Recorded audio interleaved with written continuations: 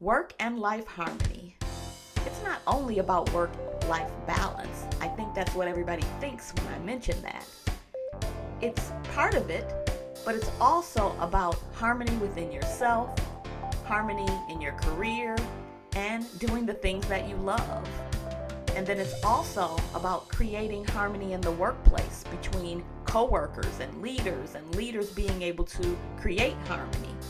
And ultimately, it's about creating harmony that goes out into the world. And we are on a series, part 2 of What's Going On, the Great Resignation. And we had a really interesting conversation last time about really setting the context in the surge of resignations and the labor shortage, and really talking about different headlines that are out there. And I spoke to someone from the unemployment agency in Michigan, and a career coach, and also a recruiter. And so if you missed that one, you want to go back and check that one out.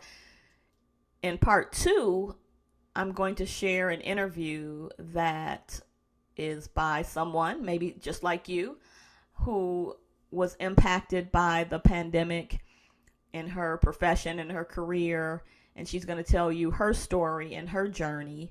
And it was important to me to talk to someone who really was living it. Her situation's a bit different. You'll hear some different things that will really debunk a lot of the myths that's associated with, people taking advantage of unemployment or being on unemployment for too long. You're going to hear her journey is quite unique. However, I believe that what was in her heart and what was in her mind is very similar to many of us. And most importantly, it really revealed to me my big aha moment.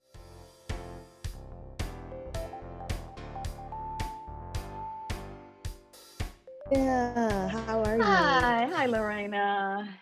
Good. Thanks for your determination to get here. Yes, Yeah. definitely, definitely. So we're Facebook friends. Is that how you saw Yes. the post? Mhm. You've gone through a career transition related Mhm. to the pandemic. I want to talk to Mm. you. And Right. nice. And you're from Yes, it Detroit. was in your story. Yes. What Mhm. first went through your head? I was happy because that meant that it wasn't just me. I'm not the only one out here being crazy. So that was kind Mm. of validating. Like, and my first thought was, she's not gonna have time to talk to me. And I'm just like, okay, I kind of know different little things that have popped on my timeline. So I know she's serious, you Mm. know. I want to hear more about coaching if we have time at the end. Yeah, of I've been course. told I'm a good candidate. I appreciate Mhm. that. And it is a feeling of not being alone. This topic about the labor shortage and what people are labeling as the great resignation, I'd love to talk to you about your pre pandemic work life, and then your, let's call it the middle, right, the present pandemic Mhm. life, and then what you hope for the future and really Okay. what was going on. And I loved when you wrote me your email, you said this is a terrifying, I think you used the word terrifying experience. It is, and thrilling, but it definitely Really? is. My mom was a teacher too, and although she didn't want me to become a teacher, I did. And I just fell in love with it in college from tutoring kids in the neighborhood. And so I was really on track to just teach until retirement. Like, Mm. I wanted to do other things, but they didn't interfere with my teaching. So my yoga business and, meditation and different things that I do, nutritional coaching, things like that, none of that interfered with my teaching. And I liked it because I didn't have to create a new way to eat. I knew my check was coming every 2 weeks. I liked that about teaching, you know. And Mm. so it was just like I told you, being thrown off with the whole world being different that made me change. But I almost think when I was thinking about it, maybe I started changing before this because fast forward to my daughter being high school ready, we moved to Atlanta. went to an international school, and that kicked me back into I have wanted to teach internationally. I kind of stuffed it down. Um, and Mm. so coming into that international community, then I started meeting adults at all parts of their life who had taught internationally. Mm. So it was a great motivator because people were like, "You're not too old, girl. Yeah. And you got options." And so for me, I think maybe 6 years prior, 4 years prior to me taking the post in Egypt, it was in my head that I needed to see education done differently. I wasn't going to let the experiences I'd had in public, private, and international schools be the only thing of my career. Because at each level, I was like, okay, I like this. I want to keep this and take it to Mm. something higher. I want to take this to something higher. So I think that that was the first time in my life where I was like, you know what, you can leave your job. You're going to be all right. You can leave your Mhm. job and go to a new job, or you can leave your job and figure it out. Like you see people who aren't, reckless Mhm. doing Mhm. this, you know. So I think that was really the beginning. And then Of once I got becoming the change post, hardy, we can call it that, of yes, becoming change hardy. yes, Wow. absolutely. So let me back up a Um, little bit just to make sure we can stay mhm, with you. So you were teaching in public and private schools in Detroit. You moved to Atlanta, and now mhm, your eyes are opening up, and you end up going to Egypt to teach. And yes, you were in Egypt teaching when for the two pandemic years. hit. Okay. Yes. Okay. Yes, and I probably would have been there longer because I was really on a 3-year plan. Okay. Um, so I So tell just us but about then how it impacted you with the pandemic in Egypt. I mean, it we know it's global, but those of us that are in America, we only think of it from our perspective. oh, So tell us how it was to be in Egypt and be impacted by the pandemic, and then have your loved ones at home in Detroit or probably other places being impacted. What mhm. was that like? Yeah, it was crazy because a few things happened. Our schools are writing to us on break, like school is not. We're trying to put things in place so that when the break ends, we have something concrete to tell families. So that's what started happening. And I was at a Wow. Canadian school, so they were the first to offer embassy flights, and then the US started doing it too. Mm. So some of my colleagues left and had to teach 6 hours off the time frame, you know, and some of us stayed, but we were all locked down. Mm. Groceries were still being delivered, Okay. which is normal in Cairo. Like they come to your house to collect your Okay. electric bill. You know what I'm saying? They Oh, come to your wow. house for to get your phone bill, your Wi-Fi. Hmm. Everything is still done by people. So restaurants started closing, but grocery stores remained open, and they just delivered more, and more, and more, and more, and more. Mm. So that was basically it. It was a complete lockdown. About 3 weeks in, people started walking in the community, just in the same community, so that no one would be harassed by the police. So that was kind of the way that people were handling it. Everybody was keeping distant and wearing masks, but they were Mhm. coming out of the house to walk. Mhm. And so locals were being thrown straight into jail for being on the street, which was why the walking in groups became important in socially distant groups. So people were doing different things to try to deal with the pandemic, but at the same time, schools had to buy Zoom platforms, figure out how to get all the kids on. Mhm. Parents are trying to figure out these kids got phones, but we got two computers and five children. So did you voluntarily quit your job, or did you get furloughed? Like, what happened? Yes, I let my contract expire Mhm. and I decided not to renew it. Okay. So What I was the just thought process with that? um I didn't think I could live like that in curfew another year by myself that far from home. My cousin, who was the matriarch of our family, made her transition that April. Due to COVID? And no, not due to Mm. COVID, some kidney thing. I guess it had happened once before, but his feeling was always that they just didn't have the manpower to deal with non-COVID people. Mhm. Everybody was being pulled to deal with COVID people. And my cousin was in her 70s. So, I mean, I believe the official word was natural causes, but he always felt like the neglect was because Mm. COVID blew up. All of those things kind of just made me know I wasn't enjoying my freedom like I had been previously. Mhm. And Where just did you work it go? like that. What did you do? Um, I eventually went back to Atlanta, and I stayed in Atlanta until October, back and forth This is between Atlanta 2020 and New still. Orleans. Mhm. Back and forth between Atlanta and New Orleans. And I just said I was going to do all the things I never could do because they usually happen during the school year. When I took the sabbatical, the first thing I did was go to build cob houses. Mm. So I moved to the Azores, and I had been following Claudine Desiree for a long time, and she's like she's the premier woman in cob building, as a matter of fact. Mhm. And so when I reached out to her, we had a lot in common. Like, her sons are a little older than my daughter, but she's an adult woman who left a regular job to build cob houses. And so I spent about 6 weeks there building and learning. And, she said she Mm. calls it cob therapy because she's like, girl, Mm. every bad thing that's happened to me, I poured into the cob and made a beautiful house for somebody. So I did that. Um, and then I ran out of Portugal because their borders were shutting down. So that Christmas, I had to get back to the States or face possibly being stuck in Portugal until further Mm. notice. So I went home, and then I moved to Jamaica in January, and I So you spent were 6 months still there. abroad at that time. You were. Hmm. So let me ask you Yeah. a personal question. Financially, were you living off your savings? Were you getting like pandemic unemployment? Like, how were you doing your sabbatical, Yeah. your journey? Yeah, I was living off my savings because being international, you don't really qualify for anybody's unemployment. Like, I have always maintained my Georgia license, and I have a storage space in Georgia and stuff like that.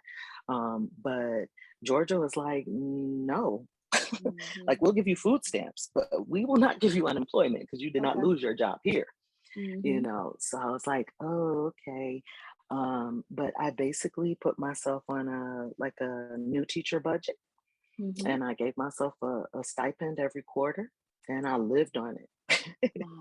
you know and in Jamaica, I worked for my housing. So Mhm. I was supposed to be the yoga teacher at this retreat center, but it turned out that I was like the manager and the and the yoga teacher. Mhm. Yeah, so now I'm at Okay. the end of my sabbatical and money. Mhm. Mhm. You could have took a sabbatical at any time. Why did this True. particular cultural traumatic event or series of events cause your freedom? And then what are you thinking right now? Okay. I think that in some way, I just let me think. Huh. I think that knowing that life could change at any given moment intellectually is different than life changing at any given moment. So, of course, I've always believed that. Um, but when the pandemic hit and those changes were so huge and impersonal, it didn't matter if you were rich or what color you were going through it too. Um, and I think it just made me fearless. Like, if this is what the reality is, I can't do worse. You better live your best life in a way you never have. And the only people who were winning were the ones who weren't scared. And I love that when I asked you that question, you paused. Had you really thought about it? I mean, I know you're a deep thinker anyway, but had you really thought about why am I doing this now? Yeah. I thought about it more in terms of survival than choices. So, yeah, Yeah, interesting. for sure. And so where are you now? What is your have you made a decision on what you're going to do next, or are you in the contemplation stage? Where are you? I do want to go back in the classroom. I miss it. And that's just because I know my I'm one of the 5-year retirement plan, which is what I've been saying.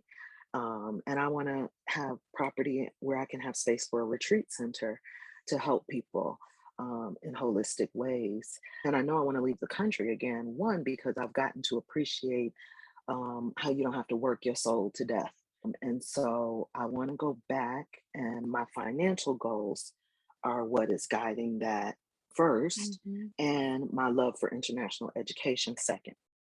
So I'm really putting one foot in front of the other. The only thing I can say is, like, like my daughter said, "Oh yeah, this is you, mommy," and it was a meme that said, "What you gonna do?" And the bottom says, "I'm gonna cry and boss up." And so that's me. That is such a perfect So statement. I just I look am forward. going to cry and boss up. That's That's right. it in a nutshell right there. And what I That's it. really love is that you are still dreaming and healing at the same time. And For sure.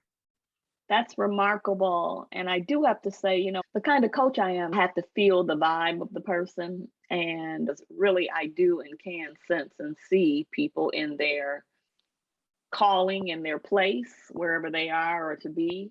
I have another thing that I do with people, and this is my favorite thing to do, and it scares the what out of some people because Okay. in 28, 9, and 10, I did a radio show called The Kim Betty Show, and I had people come on air to be life coached. I had everything from the first Black Miss USA to Monica Morgan, the photographer. I don't know if you've ever seen her. And I love her work. yeah, she Uh-huh. came on there and she did Dust Yourself Off and Start Again. There's something about that. Like, you now know that when you declared what you said on the podcast, like, it's going out in the world. You know what I mean? Like, on the world, as my mama would say, the World Wide Web. You know what I mean? But Yeah. I was thinking, if you were willing, I'll help you. Let me coach you and you share your sessions with the world, that we get to be beacons of light and hope for others. Every time I share this with somebody, they're like, girl, I feel the same way. Or they're like, my cousin's going through the same. Like, there's no one who's like, I don't know what you mean. I don't know, what does that scare you? I don't want to fail in front of everybody. If the only reason you are hesitant is because I don't want to fail in front of everybody, Mm, then I would say then that's the absolute reason to do it. right. Yeah. No, I feel like it's scary because it's the right step in the right direction. I feel like I need help bridging this gap between being a dedicated and faithful employee to being a dedicated and faithful employee who's also the owner. And so yeah, it's scary, but Yeah. it's a good scary, nervous and excited. Let's do it.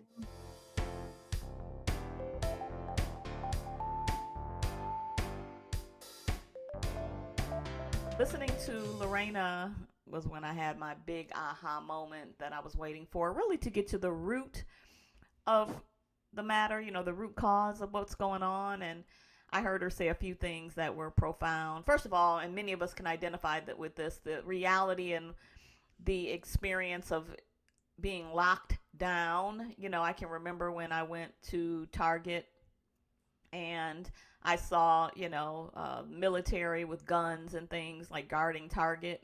And then just putting on a mask and what kind of mask and Googling that and figuring out how to go to the grocery store and get your food and find toilet paper and find paper towel.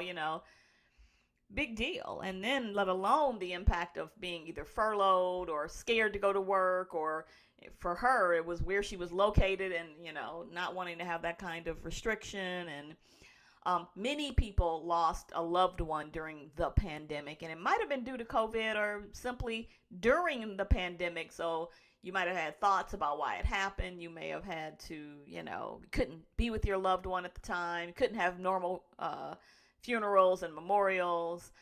But one of the things that stood out for me for the most for her was when she said, "You can leave your job and be all right."